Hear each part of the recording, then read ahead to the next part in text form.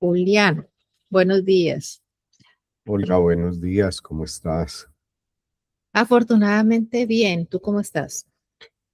En general, bien, a pesar de los aguaceros y los daños que ha habido en Medellín. Mm. Y bueno, muy contento, vamos a hacer nuestra grabación de la coincidencia clínica de hoy. Sí, hoy Entonces, estábamos, tú querías proponer un tema. sí señor, estábamos hablando cuando preparamos como este espacio eh, de cómo aparece en en el espacio terapéutico de psicoterapia la idea de lo urgente o de la urgencia en este escenario, ¿sí? Y realmente yo te lo planteaba y tú le diste otro enfoque adicional. Entonces voy a empezar a cómo lo planteé yo y nos vamos conversando. Y era que aparece en consulta cierto afán de las personas de como de querer deshacerse rápidamente o quitarse de encima lo que sea que le está pasando o lo que sea que está sintiendo, ¿no? ¿Cuánto tiempo voy a sentir este malestar? Me acuerdo, por ejemplo, en el caso de lo que ahora se llama tusa, que las tusas son los duelos por las cierres de las relaciones de pareja en Colombia, ¿no? Porque ese es un concepto muy colombiano, la de la tusa. Eh, y es como, y yo, ha pasado 2 semanas y yo todavía sigo triste, ¿sí? Entonces, existe como esta petición que llega a la consulta de si me volví a sentir mal, si volví a llorar, si me volví a sentir triste, es porque retrocedí en todo, nada está funcionando, dime qué hacer, ¿cierto? Es una urgencia de quitarse el malestar de encima. Eso es una de las formas y ahorita podemos hablar un poco más a fondo de ella, pero tú tenías una visión también complementaria. Olga, sí, mira, este tema tiene de largo y de ancho. Sí. Y creo que todos los temas que hemos abordado el año pasado y este año tienen de largo y de ancho. Mm. Y nosotros nunca ofrecemos una respuesta definitiva. Hablamos de temas, nos acercamos a temas y los dejamos abiertos. Eso ha sido para mí pues muy valioso, muy importante. Y ponemos a un lado creencias dogmáticas, ¿cierto? No es que vamos a defender la psiquiatría o el psicoanálisis o la psicología clínica humanista o la terapia conductivo comportamental. No, no es eso. Bueno, entonces, eh, una manera de mirar la urgencia es lo que tú dices. Necesito que me diga rápidamente qué es lo que debo hacer para resolver mi problema. Y en alguna ocasión tú contabas algo que una paciente de una manera muy adecuada dijo, que tú, Olga, como psicóloga clínica humanista, no eras una máquina expendedora de recetas De para resolver soluciones. eso.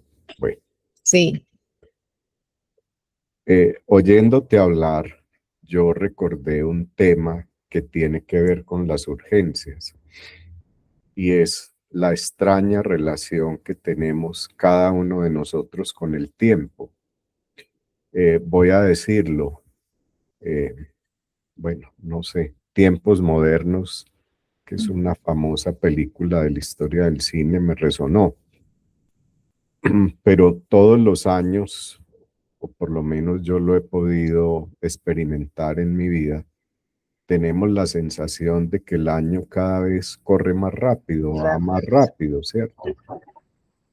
Pues yo lo pudiera decir en términos religiosos.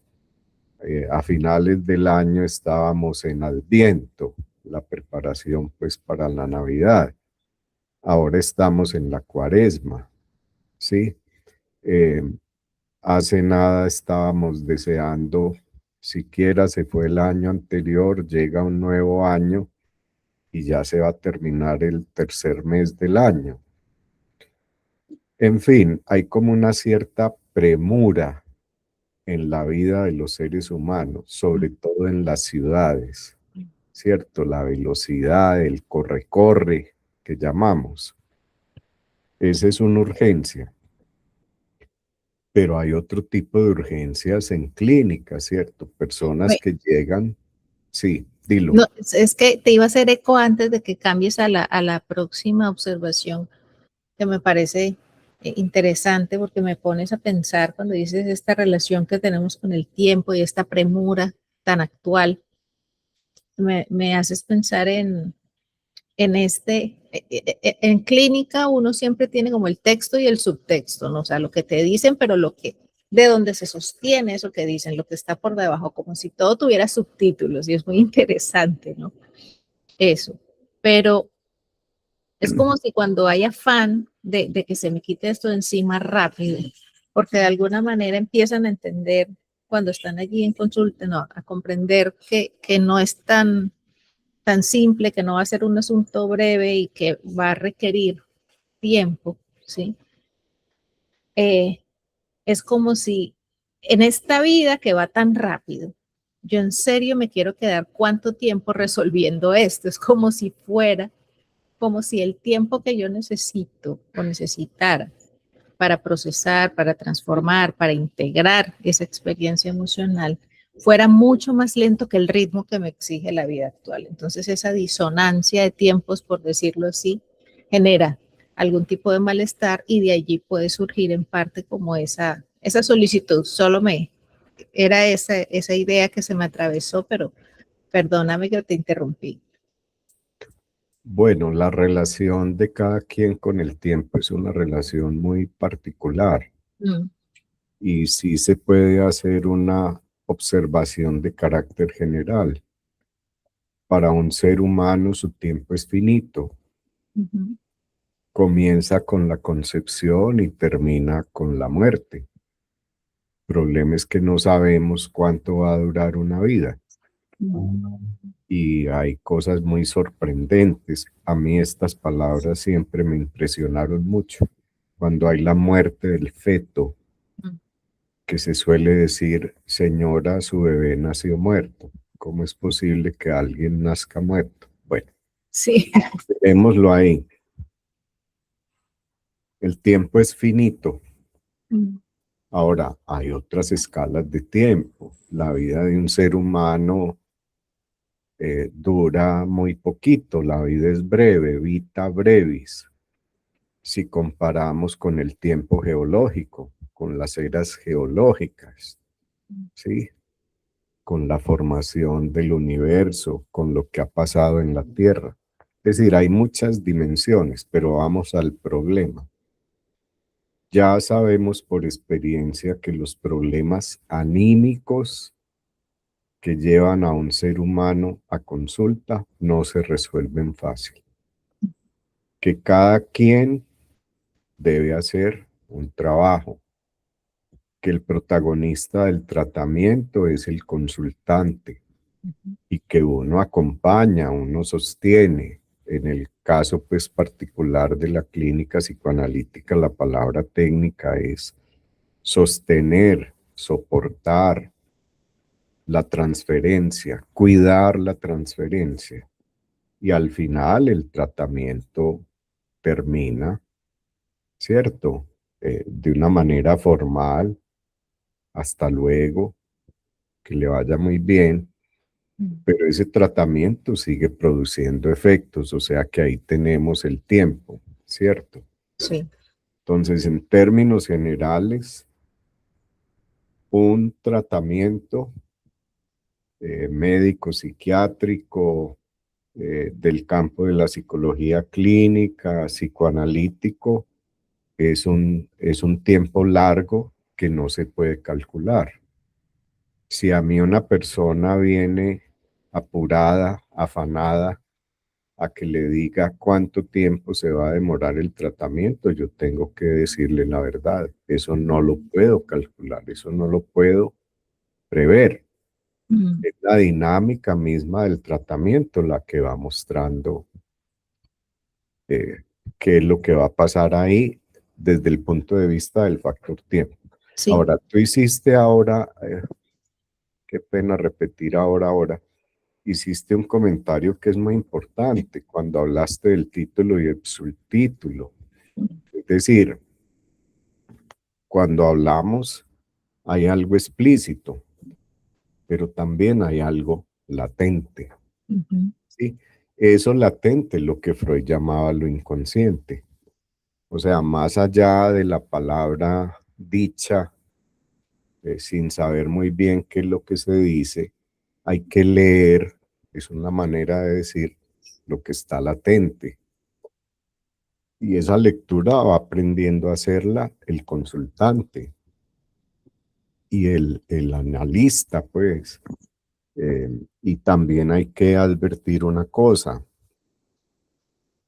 En el encuentro terapéutico no hay pares, hay dispares. Hay una disparidad, ¿cierto?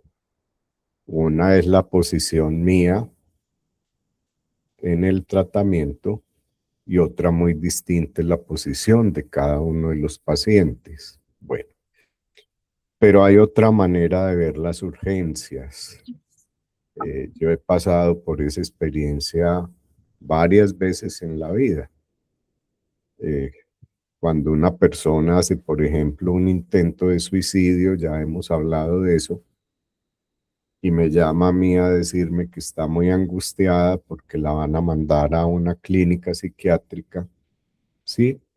O cuando una persona tiene un aneurisma, hacen contacto conmigo los familiares y además pues del apoyo del neurocirujano, del neurólogo clínico, del fisiatra, del fisioterapeuta, pues está el apoyo mío. Y el problema que yo recuerdo al principio, y eso lo he podido constatar más de una vez, es que esto me puede repetir. Puede haber otro aneurisma que me mate o puede haber otro infarto que me mate, etcétera, ¿cierto? Y ahí volvemos pues al límite de la vida de cada uno, ¿sí? O atender una persona, yo recuerdo, con leucemia. Entonces, además del hematólogo supremamente bueno, pues ir a la clínica una vez por semana, hablar con la persona de sus angustias y sus dificultades. Entonces, no hay premura, digámoslo así, en un tratamiento. Uno no puede calcular cuánto tiempo se va a demorar ese tratamiento, porque, insisto, repito, todo depende de la dinámica del tratamiento. Y los problemas humanos son muy complejos.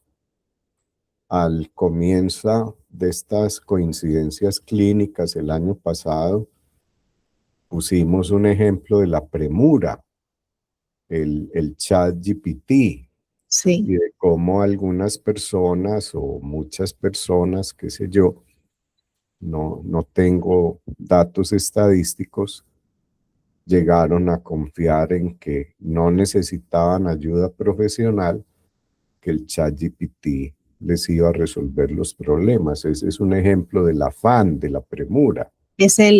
Ahí está el ejemplo de la afán y de la premura, como dices, no puedo esperar para tener unas respuestas. Son las 2 de la mañana, obviamente no voy a llamar ni a Julián ni a Olga a las 2 de la mañana, ¿sí?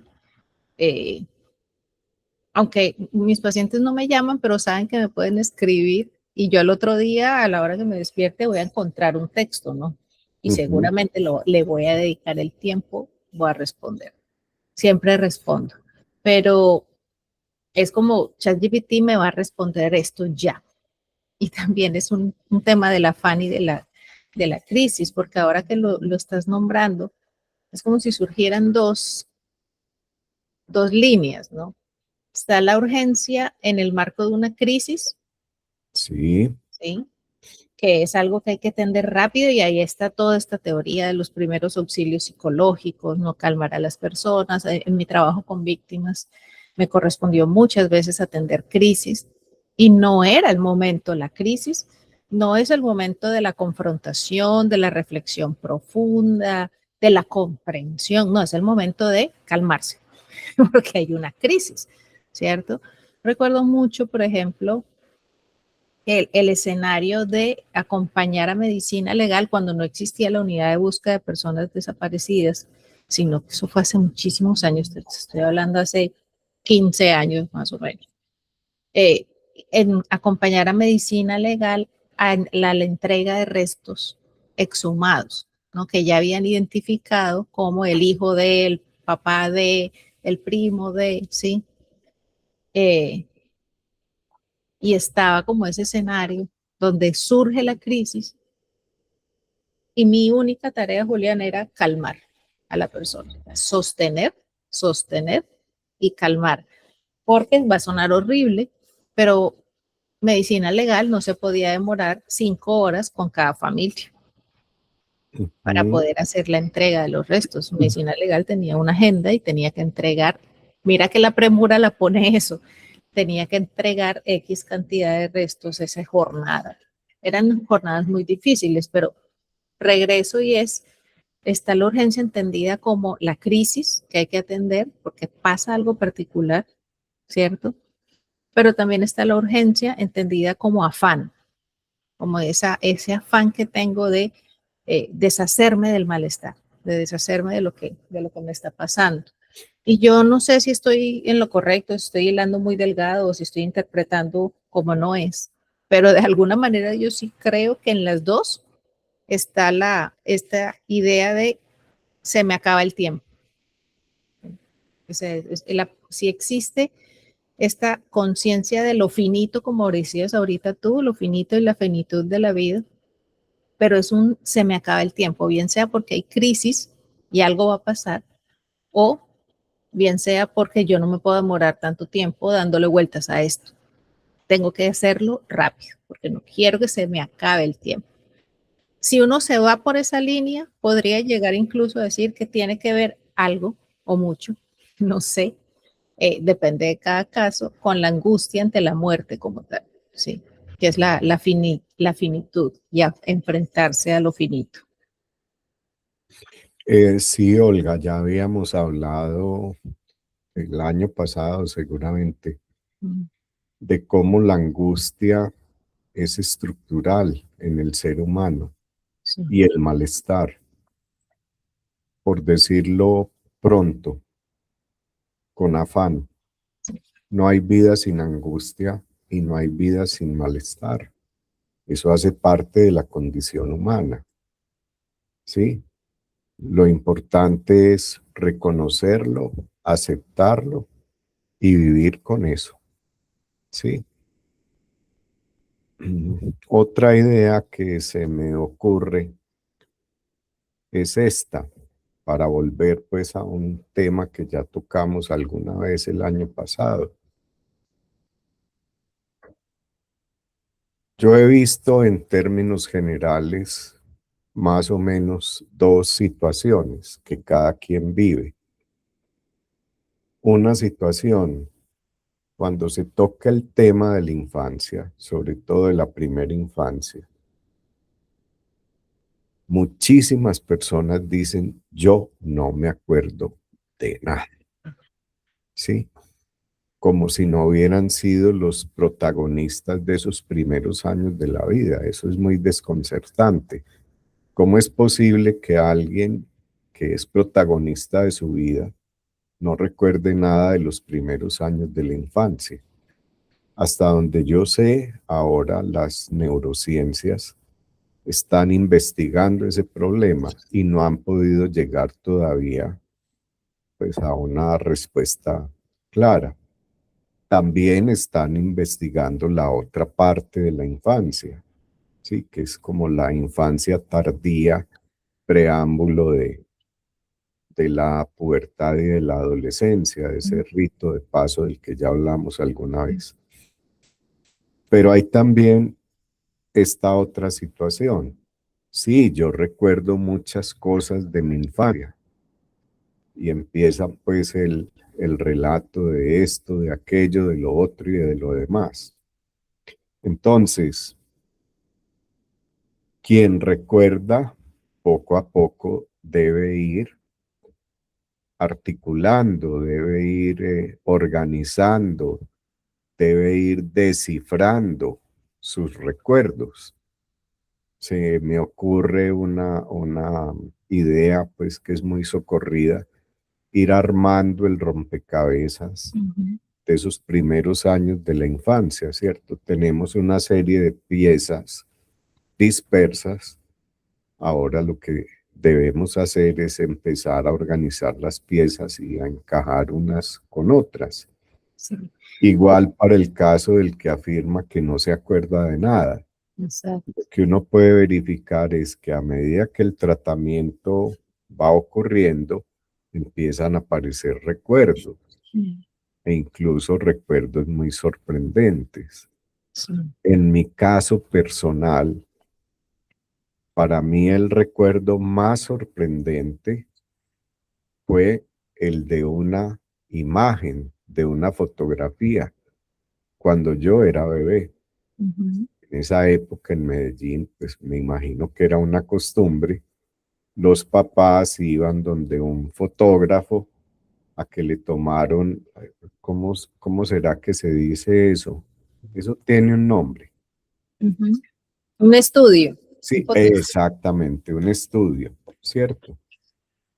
Yo de pronto un día, estando pues como paciente, empecé a recordar de una manera muy desdibujada esa imagen. Mm, Como yo no me quedé con álbumes familiares, pues tuve que acudir a mis hermanas, que tenían álbumes familiares, y efectivamente ahí encontré la imagen, ¿cierto? ujú.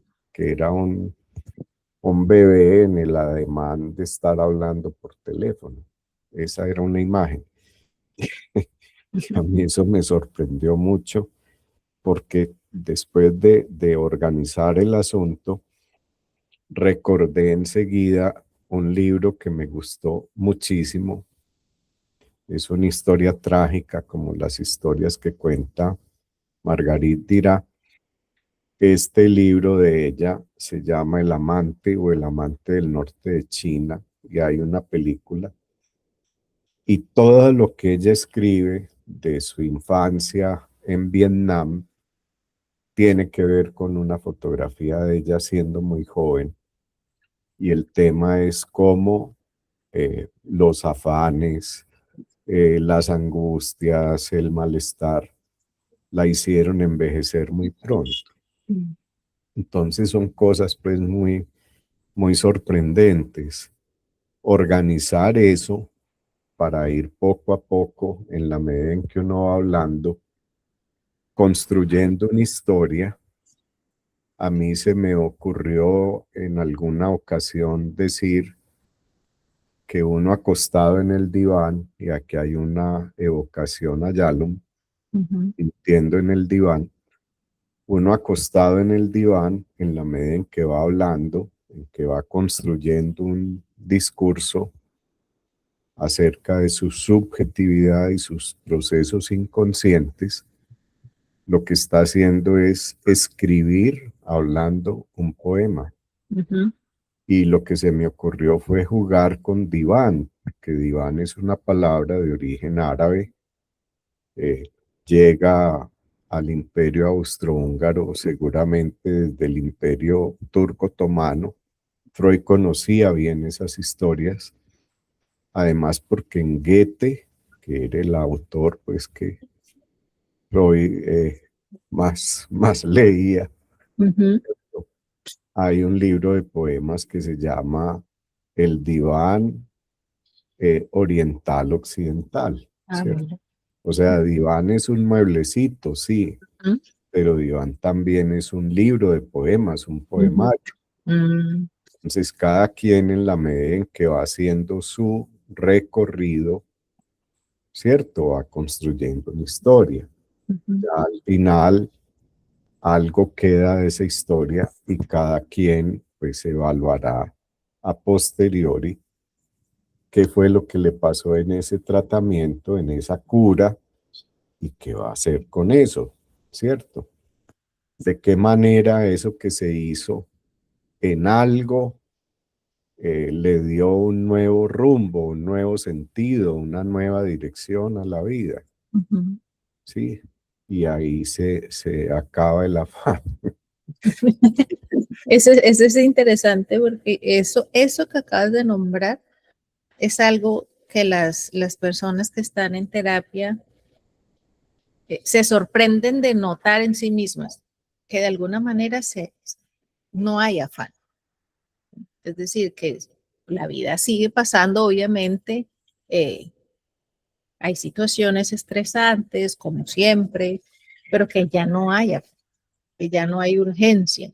Es decir, que yo tengo la posibilidad de verlo y de hacer esa observación de lo que me pasa cuando me pasa lo que me pasa. A mí me encanta ese trabalenguas. Y en esa observación, en vez de haber afán y urgencia, hay como una comprensión de uno mismo frente a cada situación. Ayer justamente un paciente que es muy divertido de verdad, hablar con él, me decía, eh, eh,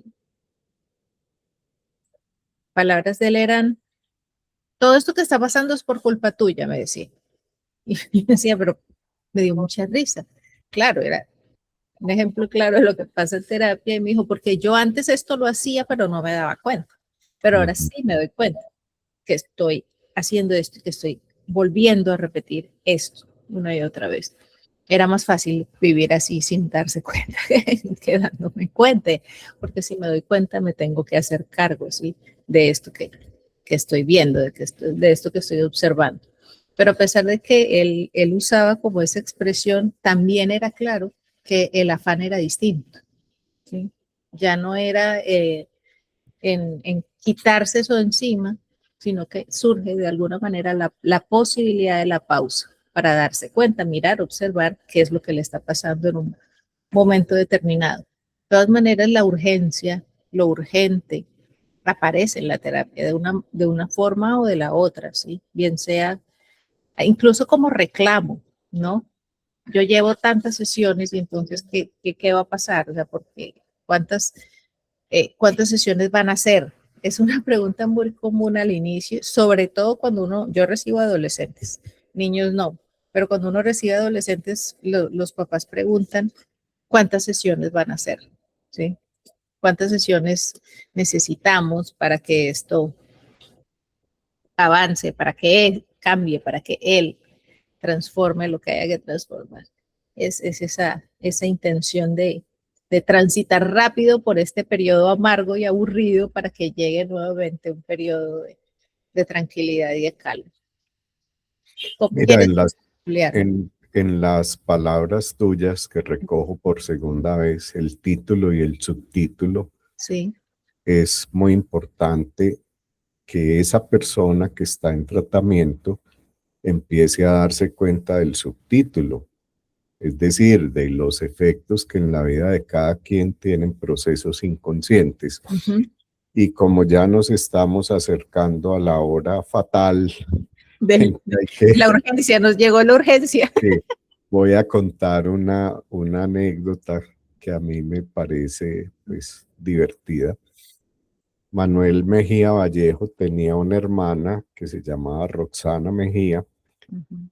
Roxana Mejía era artista, era pintora y además era una mujer que vendía muebles viejos, muebles de segunda. Como en anticuario. Tanto sí, una anticuaria. No en el centro de Medellín, sino en otro lugar de Las Palmas, si no estoy mal. Había un anticuario de esa familia y el nombre era muy bonito, El fin del afán. El fin de Así, la paz. así se llamaba esa anticuaria. Uh-huh. Y ahí encontraba uno muebles de segunda, los restauraba y bueno, listo. Uh-huh. Entonces con esa anécdota, Olga, del fin del afán, a propósito de las urgencias y los distintos tipos de urgencia, pues podemos ir cerrando por hoy y seguramente la próxima semana vamos a encontrar más posibilidades a propósito de este tema. Claro que sí, Julián. Un abrazo entonces, un gusto como siempre esta conversación. Olga, igual para ti un feliz día y un buen fin de semana, que estés muy bien. Gracias.